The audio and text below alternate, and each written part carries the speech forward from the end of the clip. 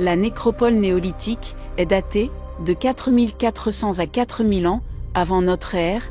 Elle est composée de 4 cercles funéraires, qui figurent parmi les exemples les plus anciens du mégalithisme d'Europe occidentale.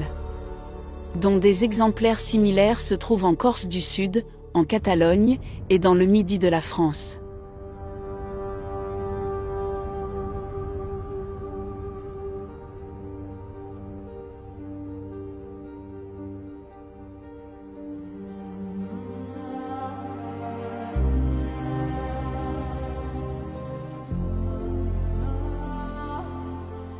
La tombe de géant de l'île Olgui est d'une longueur de 27 mètres, est l'une des plus grandes de Sardaigne.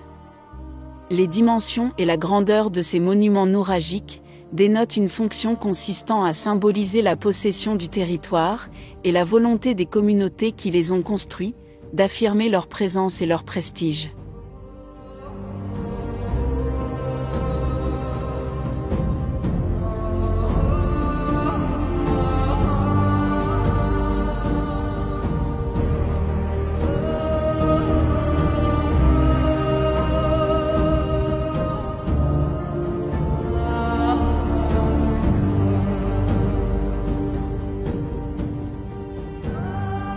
La tombe de géant de Kodou Ekjou est l'un des exemples les plus importants de l'architecture funéraire nouragique.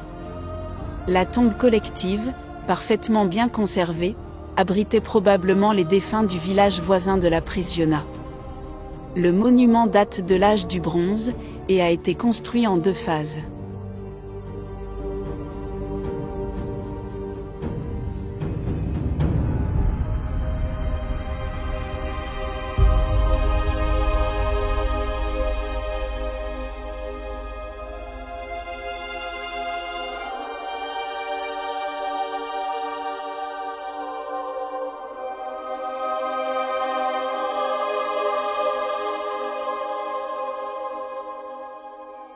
Le complexe nouragique de la Prisiona se compose du nourag et d'un vaste village de cabanes s'étant développé dans les alentours.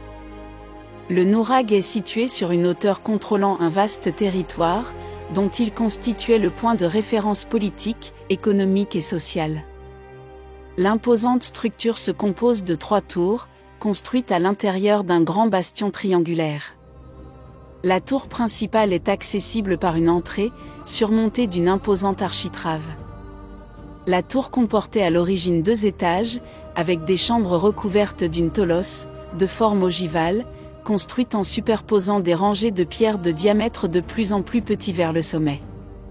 À l'extérieur du bastion se trouve une grande cour, délimitée par un pan de mur, et d'une banquette, située le long de ce mur d'enceinte intérieure, probablement réservé aux membres importants de la communauté.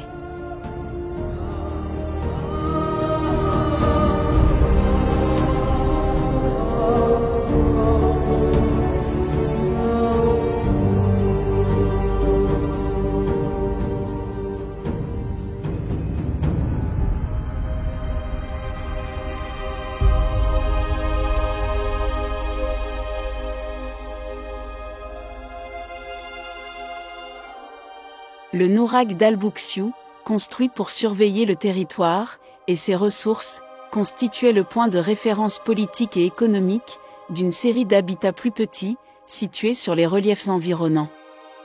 L'édifice subrectangulaire a été construit en utilisant un affleurement de granit, qui est devenu partie intégrante de la structure. Ces caractéristiques particulières le différencient des nourags les plus courants, avec sa forme de tour à tronc de cône, recouverte d'une pseudo-coupole.